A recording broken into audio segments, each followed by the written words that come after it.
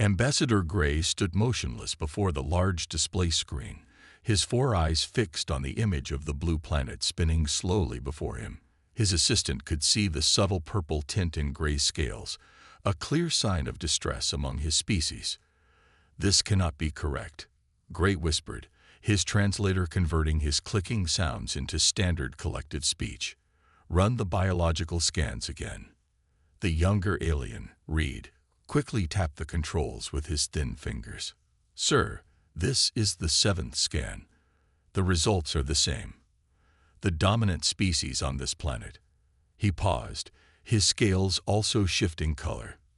"They're apex predators." The Discovery ship hung silently in space, hidden behind the third planet's moon. They had been mapping this sector for standard collective expansion when they found it, a world that should not exist. Every known civilization in the collective had evolved from prey species. It was a fundamental truth of the galaxy. Intelligence developed from the need to escape and hide, to think and plan, to survive. But this planet, this Earth, broke all the rules. Gray moved closer to the screen, showing the detailed scans of the planet's inhabitants. The humans, as they called themselves, were terrifying to behold. Their eyes were set forward like hunting beasts, giving them excellent depth perception for tracking prey. Their bodies were built for endurance running, a trait only found in pursuit predators. Most horrifying of all, they had exposed teeth that they showed regularly in a gesture their data suggested was called a smile. "They have achieved space flight," Reed reported, his voice trembling slightly. "Primitive by our standards, but they've reached their own satellite and are actively exploring their solar system." Gray's scales shifted to a deeper purple. A predator species with technology was unprecedented. The implications were staggering. "Show me their population centers." The screen changed to display Earth's cities. Gray felt his breath catch in his throat. The humans lived in dense groups like pack hunters. But these weren't just packs. These were massive collections of predators living together in harmony. Millions of them, in single locations. "Sir," Reed interrupted his thoughts, "you need to see this." The screen changed again, showing human entertainment videos. Gray watched in horror as humans participated in something called sports, organized pack hunting practice, his mind translated.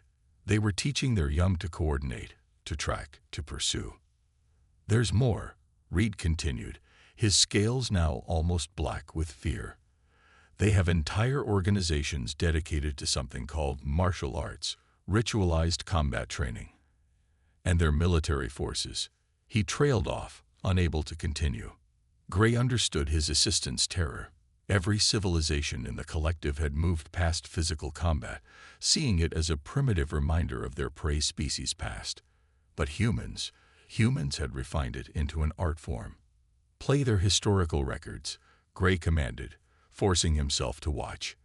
The images that followed showed humans persistently tracking prey across vast distances, using tools and group tactics to take down animals many times their size. They didn't rely on venom or overwhelming strength like other predators. Instead, they used something far more frightening: intelligence combined with relentless pursuit. "Sir," Reed asked quietly, "what do we do?" Collective protocol for newly discovered species requires initiating contact. But they're predators. Gray remained silent for a long moment, his scales slowly shifting back to their normal blue as he reached a decision.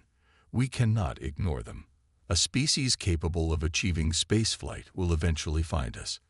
Better to make contact now, on our terms." He turned to his assistant. "Prepare a first contact package. But first, have the xenobiologists analyze everything we have. I want to know exactly what we're dealing with." He looked back at the screen, watching a group of humans working together to build a new structure. "And Reed, mark this report as priority level 1. The Council needs to know. The galaxy has changed forever." As the younger alien hurried away, Gray continued to watch the humans going about their daily lives. In all his years of exploration, he had never seen anything like them. A predator species that built cities instead of hunting grounds, that turned their pack instincts into civilization, that reached for the stars not to flee, but to explore. "May the ancestors protect us," he whispered to himself, "for we have discovered the ultimate predator." Tom Miller stood at the landing pad, watching the alien ship descend from the morning sky. As Earth's chosen diplomatic representative, he had spent weeks preparing for this moment. Still, nothing could have truly prepared him for the sight of the sleek silver vessel touching down on human soil for the first time.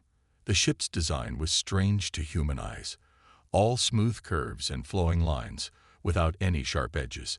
It reminded Tom of the way water flows around stones in a stream. As the ship's engines powered down with a soft hum, he noticed something odd. There were no visible weapons or defense systems. The exit ramp extended slowly, releasing a soft mist into the air.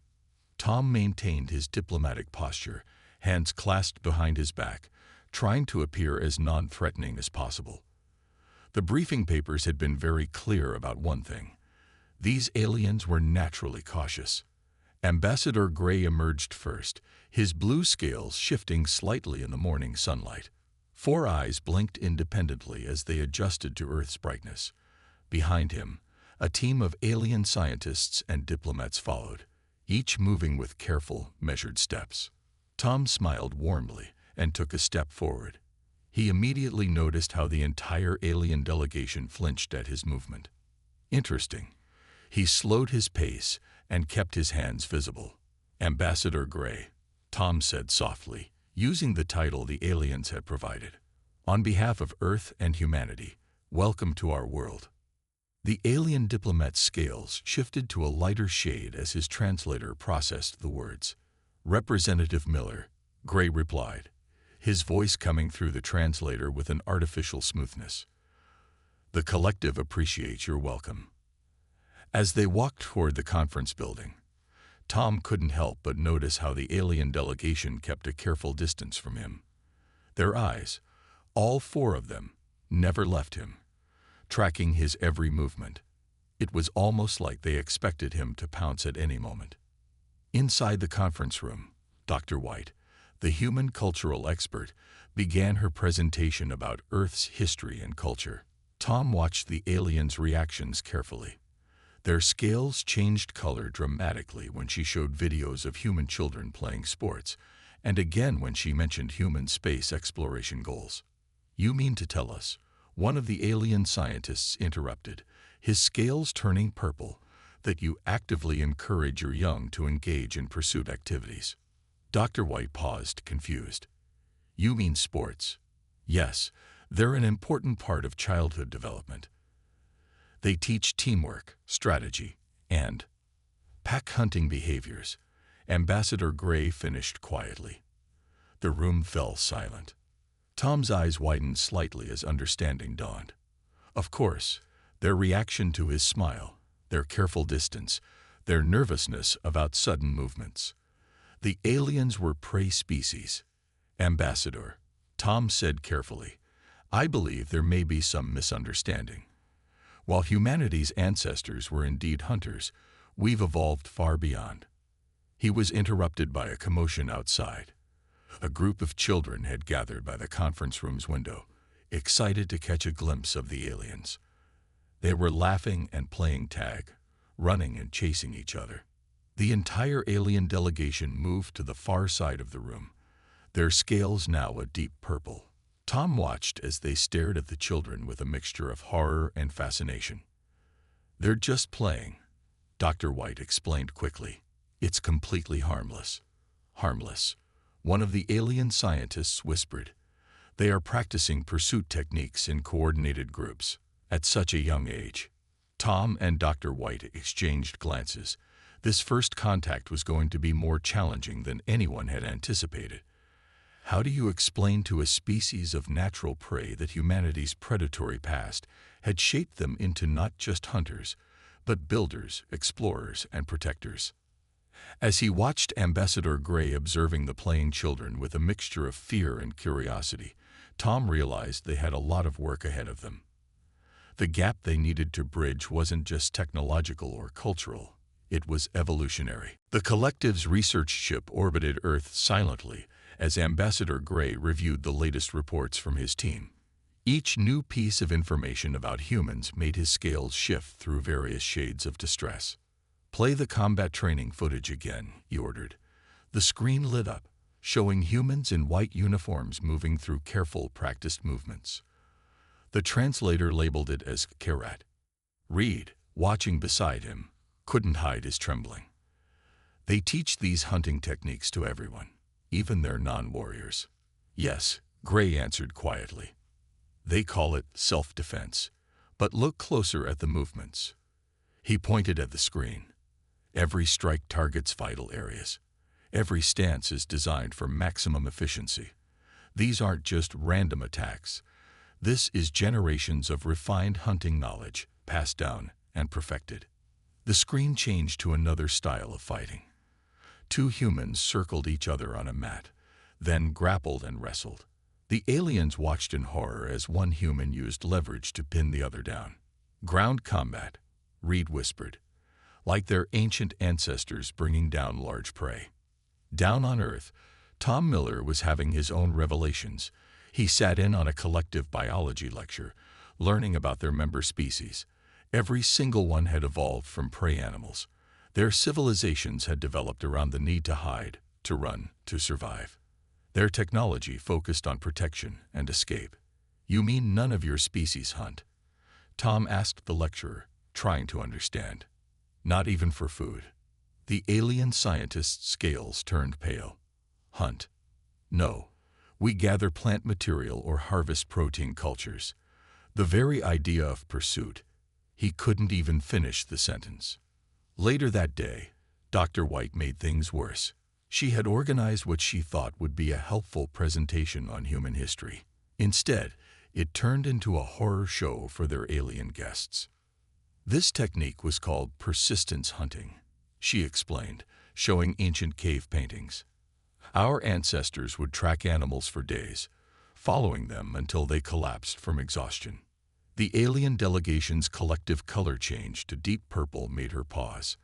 Ambassador Gray raised a trembling hand.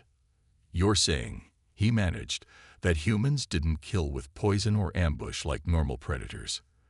They simply followed their prey until it couldn't run anymore." "Well, yes," Dr. White answered. "Human bodies evolved for endurance. We're not the fastest runners, but we can run longer than almost any other species on Earth." The room erupted in clicking sounds that the translators couldn't process. Tom recognized it as panic. "Please," he said, standing slowly to avoid startling them further. "You need to understand. This is ancient history. We've evolved far beyond." "Have you?" One alien scientist interrupted. "Just yesterday, I observed humans participating in something called a marathon. They were running for hours, following a preset path, training to pursue." Tom ran his hand through his hair, frustrated. How could he explain that human persistence, their ability to work together, to plan and pursue goals, these weren't just hunting traits anymore. They were the same qualities that had taken humanity to the moon, that drove them to cure diseases, to explore and understand their world.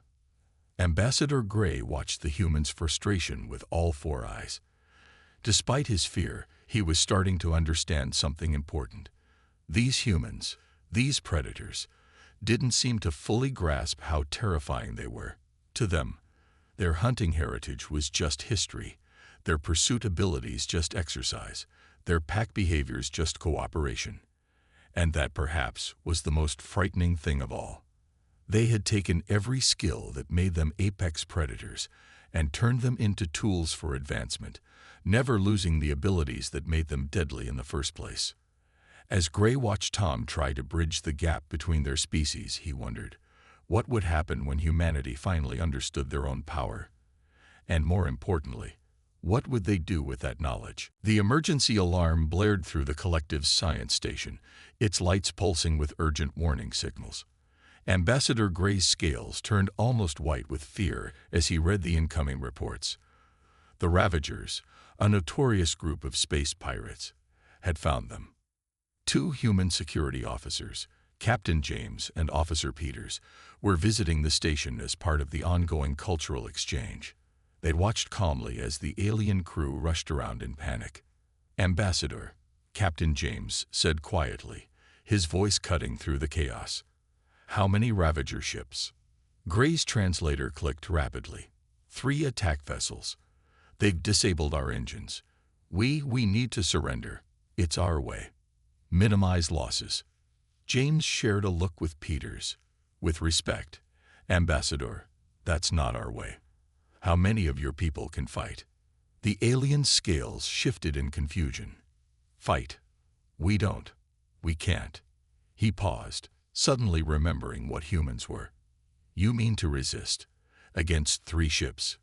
But you are only 2. James smiled, and for the first time, Gray understood why that expression terrified his people. It wasn't a sign of aggression. It was a predator's confidence. "Officer Peters," James commanded, "show them what humans do when their friends are threatened." Peters nodded and pulled up the station's security systems on a display. His fingers flew over the alien controls as he began making adjustments. "Basic pattern recognition," he explained. "Your attackers are using standard attack formations. Predictable. Like herd animals." Gray watched in fascination as the human quickly reprogrammed the station's defensive systems. The science station wasn't meant for combat, but Peters was turning every available tool into a weapon. Maintenance drones became scouts. Research scanners became targeting systems. The first Ravager ship docked, cutting through the airlock. Instead of cowering, James directed the alien crew to safety and began setting up choke points. "Predators understand territory," he explained to Gray. "We'll use the station layout against them." The pirates burst through the airlock, expecting easy prey. Instead, they found darkness. James had cut the main lights, leaving only emergency strips glowing dimly. The aliens' natural night vision would help them, but James knew something they didn't. Humans were persistence hunters. They didn't need to see perfectly. They just needed to track. "Watch and learn, Ambassador," James whispered as he and Peters split up. This is how humans hunt. What followed would be discussed in collective circles for years to come. The 2 humans moved through the station like ghosts, using the maintenance systems Peters had reprogrammed to herd the Ravagers into prepared traps. They didn't attack head-on. They didn't need to. James's voice echoed through the corridors, seemingly from everywhere at once. "You have 1 chance to surrender," he announced to the pirates. "After that, we hunt." The Ravagers, used to quick raids against defenseless prey, found themselves becoming the hunted. Every time they regrouped, the humans had predicted their movement. Every escape route led to another trap. The pirates began to panic, their movements becoming erratic.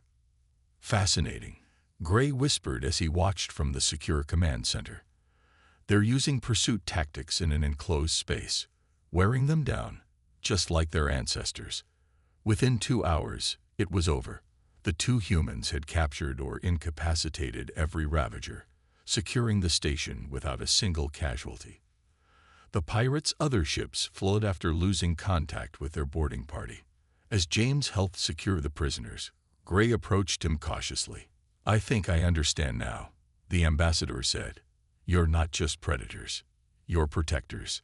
James nodded seriously. Humanity learned a long time ago that being strong isn't enough. It's how you use that strength that matters. He looked at the ambassador directly. "We don't hunt for prey anymore, Ambassador. We hunt for justice." Gray's scales shifted to a new color, one that would later be identified as respect. The collective had just learned an important lesson. Humans weren't just dangerous because they were predators. They were dangerous because they had learned to channel those instincts into something more powerful: the drive to protect. The Ravager command ship drifted in the dark space between stars. Inside, their leader, Boss Krek, watched recordings from the failed station raid. His large eyes narrowed as he studied the humans' tactics. "These predators are different," he growled to his commanders. "They don't fight like beasts. They think. They plan. They're worse than anything we faced. He turned to his strategic officer. What's the status of the isolation fleet? 20 ships in position, boss. We've cut off all direct routes between Earth and collective space. The humans are trapped in their system. Krek smiled, showing his sharp teeth. Good. Let's see how dangerous they are when they're caged. On Earth, Tom Miller stood before the Emergency Council meeting. Representatives from both human governments and the collective listened as he explained the situation. The Ravagers think they can trap us, Tom said, pointing to the star map. They expect us to react like every other species, to huddle in our territory and wait for rescue. He smiled. They don't understand human nature. Captain James, now promoted to fleet commander, stepped forward. Humanity didn't become the Earth's dominant species by being predictable. We didn't survive by following the rules of normal predators. He highlighted several points on the map. The Ravagers are thinking in 2 dimensions, using traditional space lanes. We're thinking in 3 dimensions, using gravity wells and solar winds. Ambassador Gray watched in fascination as the humans outlined their plan. His scales shifted through various colors as he began to understand. You're not going to fight them directly, he said slowly. You're going to hunt them. Exactly, James replied. The Ravagers have numbers, but they think like herd animals. They bunch together for protection. That makes them predictable. The next week showed the galaxy why humans were the ultimate predators. Earth's small fleet didn't engage the Ravager blockade. Instead, they split into smaller groups, striking at supply lines and communication relays. They used stellar phenomena like solar flares and asteroid fields, things other species avoided, as cover for their movements. I don't understand, Reed said to Gray as they watched the tactical displays. The humans are so few, but the Ravagers can't stop them. Gray's scales had settled into a new color, one of understanding. Look at their pattern. They're not fighting like space raiders. They're hunting like their ancestors did, isolating targets, disrupting group coordination, wearing down their prey's stamina and will to fight. The Ravagers began to panic. Their tight formations broke apart as they tried to chase the human ships. But every time they pursued one group, another would appear behind them, striking at their weakened positions. Boss Krek, a Ravager commander, reported, his voice shaking. We can't predict them. Every time we adapt, they change tactics. They're learning our patterns faster than we can make new ones. Krek watched his mighty blockade falling apart. The humans weren't just fighting. They were studying, adapting, evolving their tactics in real time. His species had evolved to overwhelm with numbers, but humanity had evolved to outthink their prey. In the end, it wasn't even close. The Ravager fleet scattered. Their coordinated blockade turned into a chaotic retreat. They had expected to cage a primitive predator species. Instead, they had challenged something far more dangerous, a species that had turned the art of hunting into a science. Back on Earth, Tom watched the tactical displays with Ambassador Gray. You see now, Tom asked quietly. Humanity's greatest strength isn't our ability to fight. It's our ability to adapt, to turn ancient hunting instincts into something more. Gray's scales shifted to that new color of respect. Your people are truly remarkable, he admitted. You've taken every trait that made you predators and elevated it. You don't just hunt with your bodies anymore. You hunt with your minds. The message to the galaxy was clear. Humanity was not to be underestimated. They weren't just predators. They were predators who had evolved beyond their basic instincts, while keeping all the skills that made them dangerous in the first place. The collective council chamber was silent as Dr. White finished her presentation. The huge circular room, designed to hold representatives from hundreds of species, had never been so quiet. On the main screen, footage from the battle with the Ravagers played alongside scenes from human daily life. As you can see, Dr. White concluded, humanity's predatory instincts didn't just make us hunters. They made us builders, innovators, and protectors. She gestured to a split screen showing human doctors performing surgery next to footage of ancient humans tracking prey. The same focus and patience that once let us track animals for days now lets our surgeons perform operations for hours without rest. Ambassador Gray stood up, his scales now a calm blue. When we first discovered humans, we saw only the predator. We were wrong. He turned to address the council. We saw their forward-facing eyes and thought of hunters. We didn't see how those same eyes could look at the stars and dream of exploration. Tom Miller watched from his seat, amazed at how much had changed. Just months ago, these same aliens had flinched at human smiles. Now they were beginning to understand. Look at their cities, Gray continued, showing images of Earth's skylines. We thought they were like packed dens, places where predators gathered to hunt. But they're more than that. They're proof that humans took their pack instincts and built something greater: communities, civilizations. One of the council members, still showing purple scales of concern, spoke up. But their combat abilities, their hunting heritage, are exactly what the galaxy needs. James interrupted, stepping forward. Yes, we can fight. Yes, we can hunt. But we choose to use these abilities to protect, not to harm. The chamber erupted in discussion, thousands of translator devices creating a symphony of different languages. Tom smiled as he watched understanding slowly spread through the alien representatives. They were finally seeing the whole picture.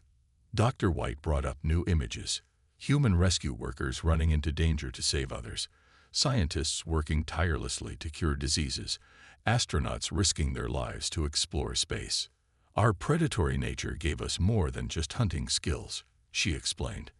It gave us determination, the will to chase seemingly impossible goals, the drive to protect those weaker than ourselves. These aren't just predator traits anymore. They're human traits.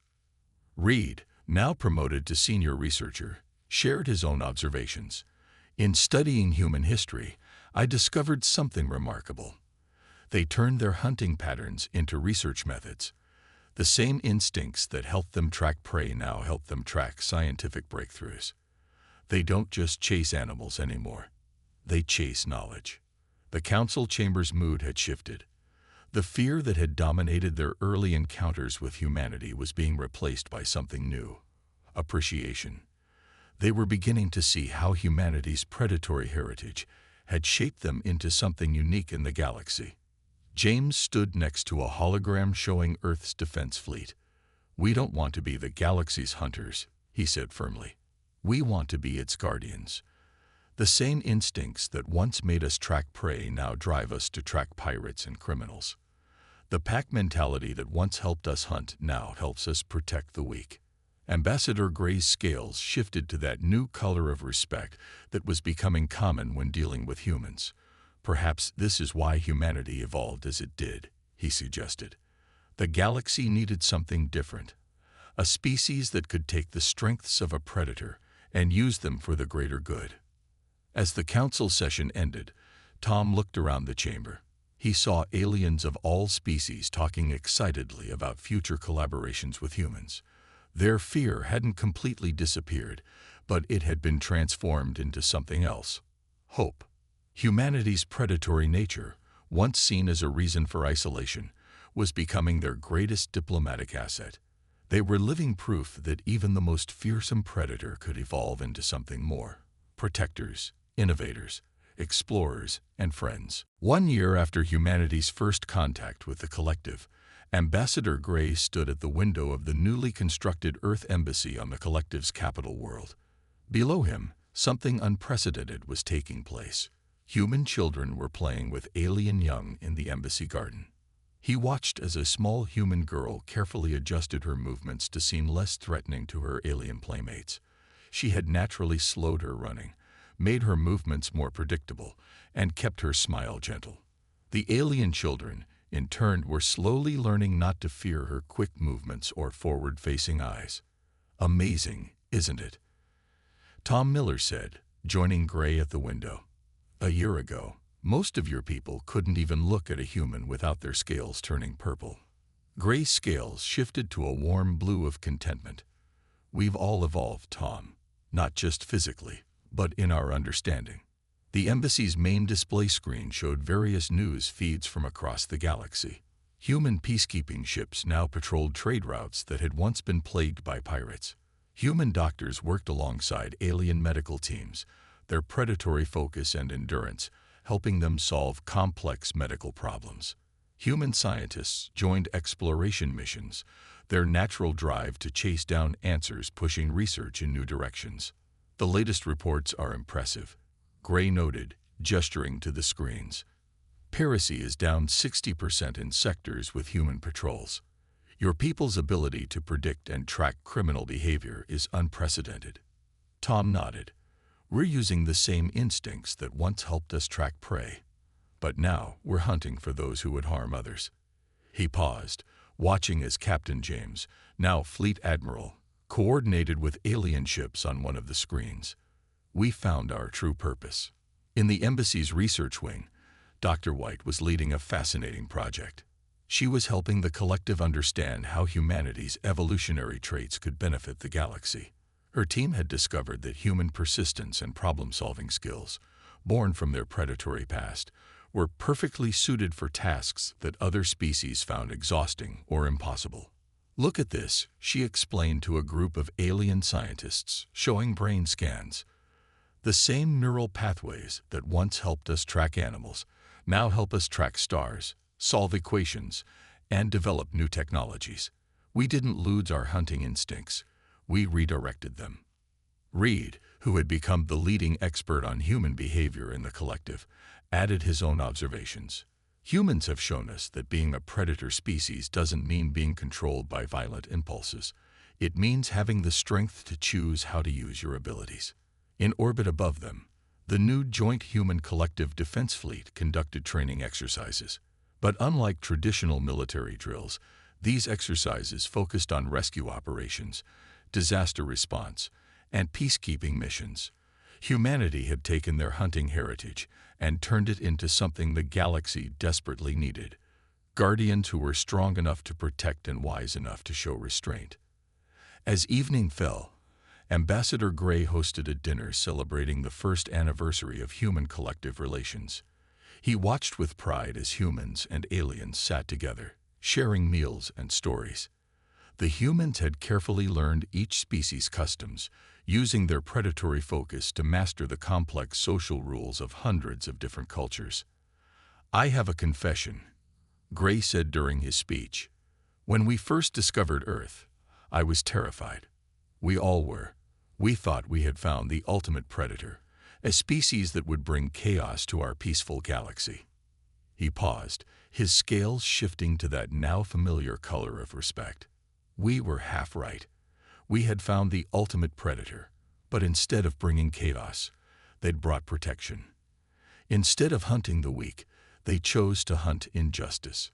Tom looked around the room, seeing humans and aliens working together, learning from each other, making the galaxy a better place. Humanity had finally found its true role.